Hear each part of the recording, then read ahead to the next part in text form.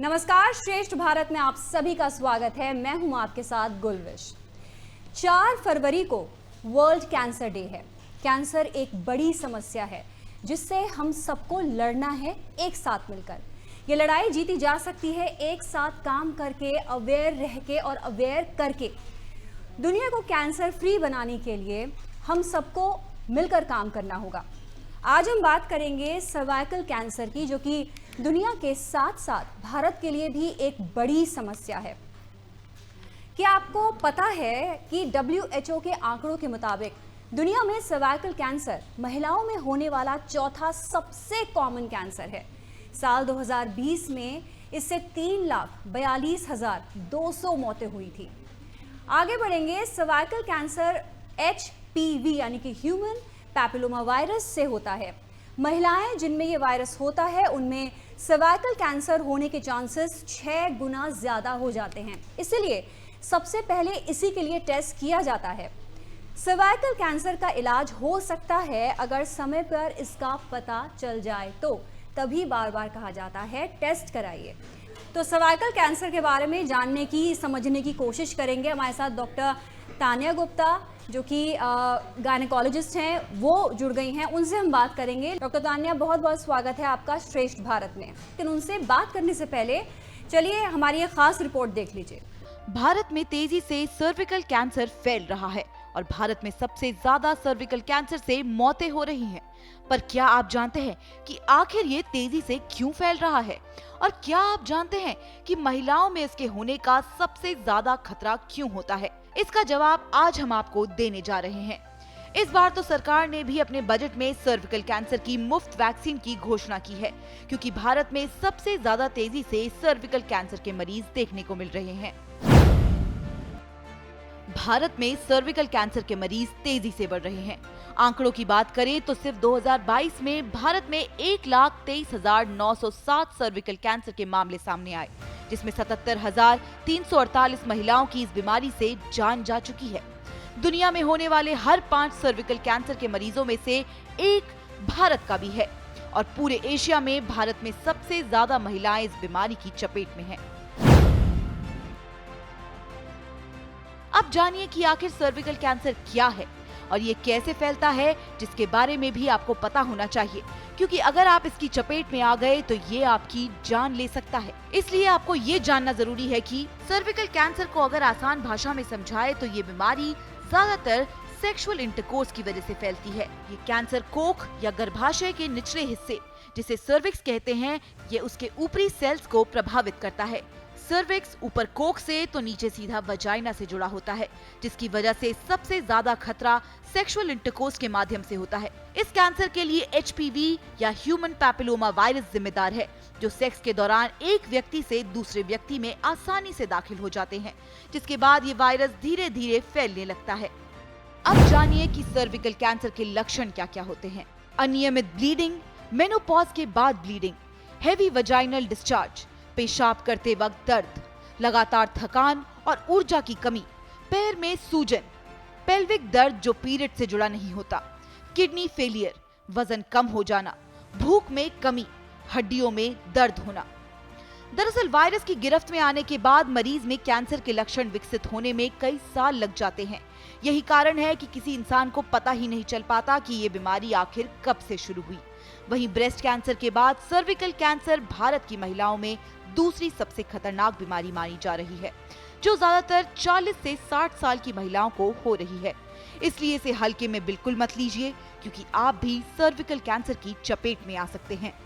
हमारे साथ जुड़ गई हैं डॉक्टर तान्या। डॉक्टर तान्या, बहुत बहुत स्वागत है आपका श्रेष्ठ भारत में। Thank you so much for inviting me.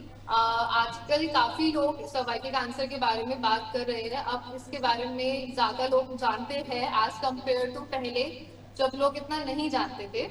अब इंस्टाग्राम के थ्रू काफी इन्फ्लुएंसर्स, काफी डॉक्टर्स जो इंस्टाग्राम पे आते हैं तो वो बताते हैं इसके बारे में, अवेयर करते हैं, जो एक काफी अच्छी बात है। तो सबसे पहले बात करते हैं कि डॉक्टर तान्या, हम सबसे पहले समझना चाहेंगे, हम चाहेंगे कि आप अवेयर करें लोगों को, दर्शकों को, कि सर्वाइकल कैंसर आखिर क्या होता है। तो उसी पॉइंट पे मैं आ रही थी कि सबसे पहले हम सर्वाइकल कैंसर को समझते हैं। जो सर्वाइकल कैंसर होता है वो सर्विक्स का कैंसर होता है। अगर हम सर्विक्स के पार्ट को समझे तो ये आप जैसे ये हमारा बाहर का ये हमारा फीमेल रिप्रोडक्टिव ऑर्गन होता है, जो ओपनिंग होती है जिसको हम वल्वा कहते हैं, जो हमें बाहर से दिखता है। जब हम इसके अंदर जाते हैं तो हमें यूट्रस ओपन होता है, तो यूट्रस का जो पहला गेट होता है यानी जो फर्स्ट ओपनिंग होती है उसको हम सर्विक्स बोलते हैं। तो सर्विक्स का जो उस पे जो कैंसर होता है वो सर्विकल कैंसर होता है। तो ये कैंसर होता है एचपीवी की वजह से, जिसको हम बोलते हैं ह्यूमन पैपिलोमा वायरस। ऐसा नहीं है कि ये आपको सिर्फ सेक्सुअली ट्रांसमिटेड डिजीज है कि आपको स्किन टू स्किन भी कांटेक्ट हो सकता है, उससे भी हो सकता है आप कहीं पब्लिक वॉशरूम यूज कर रहे हो तब भी आपको ये वायरस अटैक कर सकता है। और जो हमारी बॉडी होती है, हमारी बॉडी नॉर्मली क्या करती है, वायरस को एलिमिनेट करने का ट्राई करती है, यानी वायरस को भगाने का ट्राई करती है। हमारे बॉडी का डिफेंस मैकेनिज्म बहुत कोशिश करता है कि वायरस को मार भगाए, बहुत कोशिश करता है। तो कुछ हद तक भगा भी देते हैं वायरस को ये, पर कुछ ऐसे स्ट्रेन्स होते हैं क्योंकि हर वायरस के अलग से ही भाई बंधु होते हैं। जैसे हम कोविड के टाइम पे देख रहे थे, काफी स्ट्रेन्स आ रहे थे, डेल्टा स्ट्रेन आ रहा था वगैरह वगैरह। तो वैसे ही हमारे जो एचपीवी है, ह्यूमन पैपिलोमा, इसके भी बहुत सारे भाई है। कुछ ज्यादा स्ट्रॉन्ग है, जिसमें हमारा दो आता है स्ट्रेन 16 और 18। ये दो हमारे काफी स्ट्रॉन्ग होते हैं। सभी बॉडी जो को इन्फेक्ट करते हैं तो ये टेंडेंसी रखते हैं बॉडी में कैंसर प्रोड्यूस करने का, यानी सर्वाइकल कैंसर। और ऐसा नहीं है कि ये वायरस सिर्फ फीमेल को अटैक करता है, ये सिर्फ सर्विक्स पे कैंसर प्रोड्यूस करता है, ऐसा नहीं है। ये मेल्स को भी कर सकता है, जिसमें पिनाइल कैंसर आता है, या फिर दोनों में, फीमेल और मेल दोनों में एनल कैंसर भी कॉज कर सकता है, थ्रोट कैंसर। डॉक्टर तान्या, आपके हिसाब से जो वैक्सीनेशन की हम आगे बात करेंगे, ये वैक्सीनेशन महिलाओं के साथ साथ पुरुष यानी कि दोनों को इसके बारे में सोचना चाहिए और इसको ये वैक्सीनेटेड होना चाहिए इसके लिए? यस, डेफिनेटली ये दोनों को होना चाहिए, बिकॉज ज्यादातर मेल्स ही पब्लिक वॉशरूम यूज करते हैं और पब्लिक वॉशरूम्स हमें पता है कितने अनहाइजेनिक होते हैं। तो इसीलिए मेल्स और फीमेल्स को दोनों ही करवाना चाहिए। एंड इवन स्कॉटलैंड में अभी फिलहाल में देखा गया कि वहां पर 0 केसेस दिखाए गए हैं कि जो वैक्सीन एचपीवी के नहीं है। तो वो बहुत अच्छी चीज है कि वहां पर कोई भी केस नहीं है, बिकॉज उन लोगों ने स्कूल में ही वैक्सीनेशन देना शुरू कर दिया था एचपीवी का, जो हमें मुहिम यहाँ पर भी स्टार्ट करनी चाहिए इंडिया में भी, बिकॉज इंडिया में लोग बहुत कम एजुकेटेड है इसके बारे में कि उनको ये वैक्सीनेशन लगना चाहिए। तान्या, मैं इसी पे आना चाह रही थी, क्या महिलाएं आपके पास आती हैं, इसके बारे में लोगों में अवेयरनेस क्या बढ़ रही है, क्या वो पूछती हैं कि ये क्या है, हम इससे कैसे बच सकते हैं? सर्वाइकल कैंसर के बारे में लोग कितना अवेयर हैं और कितना आपको लग रहा है कि अवेयरनेस बढ़ रही है? यस, डेफिनेटली अवेयरनेस बहुत ज्यादा बढ़ रही है, क्योंकि हम लोग अपने ओपीडीज में भी देखते हैं तो यंगस्टर्स आते हैं, दे वांट कि वो वैक्सीनेटेड हो, वो इसके बारे में पूछते हैं। मेरे इंस्टाग्राम पे भी काफी सब लोगों के मैसेज आते हैं, जो इवन प्रेगनेंसी में भी है फीमेल्स, वो भी पूछती है क्या हम अभी लगवा सकते हैं। तो वैक्सीनेशन को हम प्रेगनेंसी और ब्रेस्ट फीडिंग में अवॉइड करते हैं, रिकमेंडेड नहीं है एज सच। इसीलिए आप आफ्टर प्रेगनेंसी लगवा सकते हो, ब्रेस्ट फीडिंग जब आप नहीं कर रहे हो तब लगवा सकते हो। और जो इसका जनरल वैक्सीनेशन का पीरियड होता है वो होता है 9 साल से लेकर 26 साल के बीच में। पर अगर आप 26 साल के बाद भी हो पर लेस देन 45 हो तो आप डेफिनेटली तब भी लगवा सकते हो। उसकी थोड़ी सी रिएक्टिव कम हो जाता है, यानी थोड़ी सी प्रोटेक्शन कम हो जाती है, but it will still protect you. तो इसीलिए आपको ये डेफिनेटली लगवाना चाहिए वैक्सीनेशन। जी, तो कौन कौन सी वैक्सीनेशंस हैं, इसके बारे में क्या आप जानकारी दे पाएंगी? देखो, इसकी ना 3 टाइप की वैक्सीनेशन आती है। सबसे पहले तो वैक्सीनेशन इसकी थोड़ी कॉस्टली होती है, इसीलिए लोग इसको अफोर्ड नहीं करते हैं।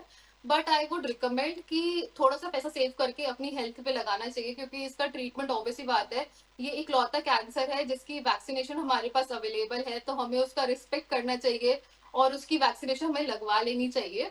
तो सबसे पहले इसका वैक्सीनेशन आता है, सर्विविक्स करके नाम से आता है। ये 2000 रुपीज का होता है। ये हमारे 2 मेन स्ट्रेन जो है 16 और 18, जो 16 और 18 जो सबसे ज्यादा खतरनाक एचपीवी वायरस का स्ट्रेन होता है, उससे हमें प्रोटेक्ट करता है। पर ये अभी फेज आउट हो गया, ये इतना यूज नहीं होता। तो इसके बाद आता है सर्वावैक, सर्वावैक ये दोनों 6 स्ट्रेन यानी 16 और 18 को भी प्रोटेक्ट करते हैं, साथ में 2 और स्ट्रेन को प्रोटेक्ट करते हैं। तो ये अराउंड आपको 3000 का पड़ जाएगा, ये इसमें आता है। और सबसे लास्ट में आता है हमारा गार्डासिल। गार्डासिल भी हमारा अच्छा होता है, ये सबसे अच्छा सुपीरियर होता है। ये हमारे दो स्ट्रेन, दो वैरायटी आती है, गार्डासिल 4 और गार्डासिल 9। तो ये थोड़ा एक्सपेंसिव हो जाता है, ये 9000 8000 के अराउंड पड़ता है। और ये मोस्ट 7 स्ट्रेन से प्रोटेक्ट करता है हमें। तो अगर आप अफोर्ड कर सकते हो तो डेफिनेटली आपको गार्डासिल लगवाना चाहिए, पर अगर आप अफोर्डिंग नहीं हो तो आप सर्वावैक के लिए भी जा सकते हो। बिल्कुल। तो बिल्कुल, क्योंकि हम बात कर रहे हैं कि महिलाएं और पुरुष दोनों को इसके बारे में सोचना चाहिए कि वो इस वैक्सीन को लगाएं और अपने आप को इस सर्वाइकल कैंसर से बचाएं। तो डॉक्टर तानिया, ये भी हम जानना चाहेंगे आपसे कि 9 साल की बच्चियां इसको सबसे 9 साल के बाद आप इसको लगा सकते हैं। क्या जो लड़के हैं, बच्चे, वो भी लगा सकते हैं 9 साल की उम्र के बाद? यस, डेफिनेटली स्कूल्स में तो इसके बारे में आई थिंक अवेयरनेस और करनी चाहिए, कुछ ऐसे सेमिनार्स करने चाहिए इसके बारे में, कि ताकि बच्चों में ये अवेयरनेस हो कि उनको भी ये वैक्सीनेशन कराना चाहिए। 9 से 14 साल के बीच में एक हमारा पीरियड होता है कि हमें उस टाइम पे तो लगवाना ही चाहिए, उसमें सबसे ज्यादा इफेक्टिवनेस देखी गई है। 14 साल से 26 साल के बीच में जिनका रह जाता है 14 साल से पहले, उनको बताया जाता है। फिर जो 26 साल से भी बाद में पहले रह जाता है, फिर उनको बताया जाता है कि अभी आप 45 के नहीं हुए हो, 45 के नहीं हो, तो आप भी लगवा लो ताकि आपको प्रिवेंशन हो जाए। बिल्कुल। तो अब मैं, क्योंकि हम बात कर रहे हैं वर्ल्ड कैंसर डे के से जुड़े हुए, हम इस बात कर रहे हैं, तो हम ये भी जानना चाहेंगे कि सर्वाइकल कैंसर कितनी बड़ी समस्या भारत के लिए है, क्योंकि यहाँ पे भी बहुत केसेस आ रहे हैं। वर्ल्ड के लिए तो है, भारत के लिए कितनी बड़ी समस्या है ये? क्योंकि हमारे इंडिया में सबसे प्रॉब्लम की बात ये है कि एजुकेशन एक लेवल है जो बहुत कम लोगों को अभी तक भी नहीं मिल पा रहा है। मतलब बहुत लोग हैं ऐसे जो अभी भी एजुकेशन से डिप्राइव है, उनको एजुकेशन नहीं मिल पा रहा है। और अनहाइजेनिक कंडीशंस हमारे इंडिया में काफी हो जाता है। तो इसीलिए तो हम लोगों को अवेयरनेस ऐसे कैंप्स लगवाने चाहिए जिसमें एचपीवी वैक्सीन को प्रमोट किया जाए। क्योंकि हमारे जब हम इंटर्नशिप में भी थे, हम कॉलेज में भी थे, हम काफी केसेस देखते थे, अच्छे अच्छे लोग जो 40 के प्लस है वो सर्वाइकल कैंसर लेके आते थे, फीमेल्स। तो इसीलिए हम लोगों को, जब हमारे पास वैक्सीनेशन अवेलेबल है तो हमें उसका फायदा उठाना चाहिए, हमें लगवाना चाहिए। हमारा वैक्सीन जो है वो हमारा सीरम इंस्टीट्यूट ऑफ इंडिया ने ही डेवलप किया हुआ है, सर्वावैक, जिसने हमारे कोविड का वैक्सीन डेवलप किया था। तो इसीलिए हमें करवा लेना चाहिए। बिल्कुल। इसके सिम्टम्स क्या होते हैं, उसको हम कैसे पहचानें? देखो, इसका प्रॉब्लम ये डेंजरस इसीलिए ही है क्योंकि इसके सिम्टम्स जो होते हैं वो बहुत ऐसे होते हैं कि नॉर्मल सिम्टम्स होते हैं। आपको लगता है कि यार कोई बात नहीं, ये तो मुझे लगता है इन्फेक्शन हो गया होगा, आई विल टेक एंटीबायोटिक्स, ठीक हो जाएगा।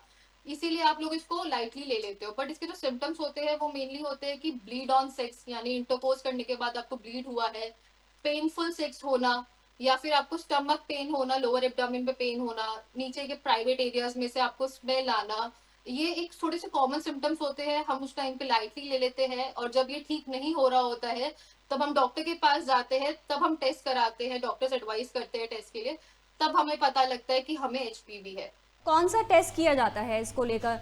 अगर हम वैक्सीनेशन तो एक बहुत अच्छा ऑप्शन है, आप इस बच सकते हैं, लेकिन आप कैसे समय समय पर अपना टेस्ट कराएं इससे बचने के लिए? कौन सा टेस्ट होता है? हाँ, हमारे पास टेस्ट होते हैं pap smear with HPV test. Pap smear में क्या होता है कि आपको हम आपकी जो सर्विक्स होता है, बहुत बहुत 5 मिनट का टेस्ट होता है, अफोर्डिंग होता है, 1500 रुपए का टेस्ट होता है। आप किसी भी गायनेक पे जाओगे वो आपको एडवाइस कर देगी कि आपको कराना चाहिए, और ये रूटीनली हमें हर 3 साल में कराना चाहिए टेस्ट। ठीक है, फॉर अवर वेलबींग, कि हम अपना रिप्रोडक्टिव ऑर्गन को सही रखें। हम एलएफटी केएफटी कराते हैं, हम सीबीसी कराते हैं, थायराइड कराते हैं, बट हम इसको स्किप कर देते हैं अनटिल के हमें कोई एडवाइस ना करे। तो इसीलिए आफ्टर 3 इयर्स आपको ये टेस्ट कराना चाहिए, पैप्समियर। तो पैप्समियर में हम क्या करते हैं, आपके वजाइना में जाते हैं और छोटी सी ब्रश होती है, कोई पेनफुल प्रोसीजर नहीं होता है, 5 मिनट का होता है हार्डली। आपको बस थोड़ा सा अनकंफर्टेबल होगा कि आपको हमने इस पोजीशन में लेटाया हुआ है and we are inspecting your vagina. तो हम क्या करते हैं, छोटा सा ब्रश होता है, वेजाइना से एंटर करते हैं और आपके वहां से सेल्स को कलेक्ट कर लेते हैं। कोई पेन नहीं होता, कुछ नहीं होता, it is totally pain free. Simple हम अपनी ब्रश को टच करते हैं, वहां पर सेल्स ले लेते हैं वहां से और एग्जामिनेशन के लिए भेज देते हैं और ये टेस्ट हो जाता है और इससे हमें पता लग जाता है कि सेल्स में कोई चेंजेस तो नहीं है।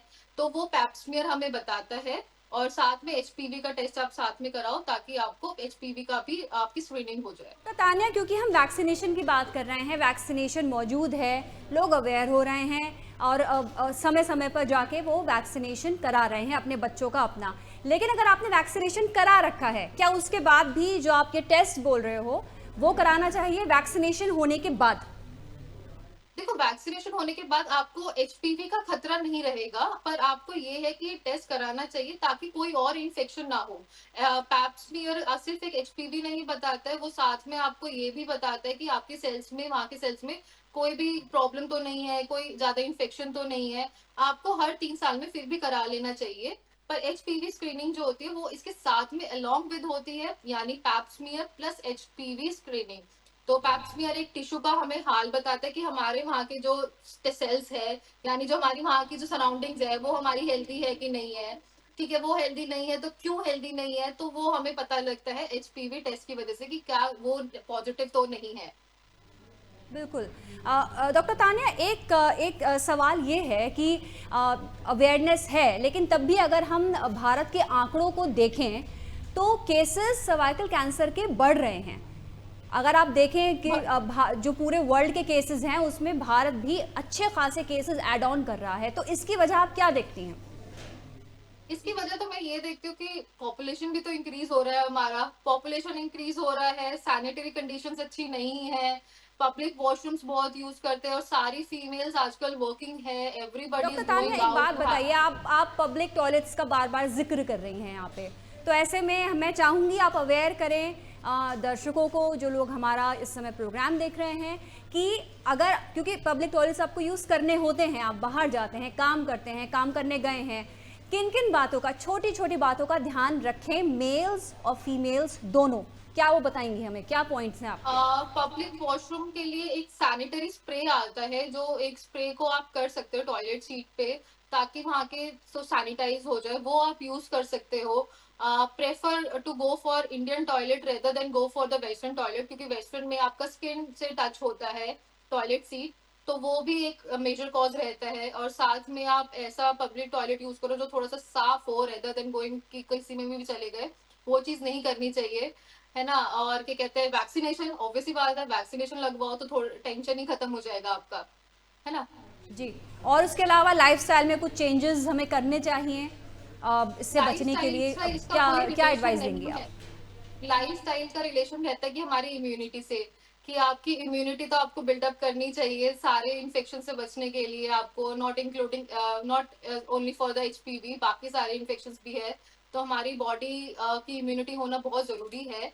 पर जो हमारा स्ट्रेन होता है एचपीवी का 16 और 18, वो काफी स्ट्रांग होता है, वो हमारी बॉडी भी कई बार, हमारे इम्यून सिस्टम भी उससे लड़ने के लिए फेल हो जाता है। इसीलिए ही हम इसको में वैक्सीन को प्रमोट करते हैं, क्योंकि अगर एक बार कैंसर हो जाता है तो उसका ट्रीटमेंट काफी मुश्किल हो जाता है, क्योंकि कैंसर का ट्रीटमेंट मेनली कीमोथेरेपी है या फिर उस एरिया को कट आउट करना, ऐसे एरियाज होते हैं, ये सब ट्रीटमेंट होता है, वो डिपेंड करता है सिवियरिटी ऑफ द डिजीज पे। डॉक्टर तान्या, अगर ऐसा ये भी बार बार हम पढ़ रहे हैं कि अगर वक्त पे पता चल जाए तो सर्वाइकल कैंसर से बचा जा सकता है, अगर हो जाए और शुरू की स्टेजेस में पता चल जाए तो आप बच सकते हैं, इसके बारे में आप क्या कहेंगी?